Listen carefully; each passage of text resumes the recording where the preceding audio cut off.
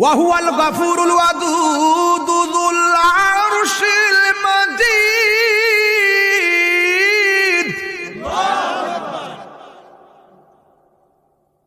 He is the forgiving and loving.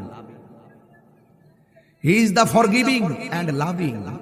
আল্লাহ ক্ষমাশীল এবং প্রেমময়। সুবহানাল্লাহ বলেন। আল্লাহ ক্ষমাশীল এবং প্রেমময়।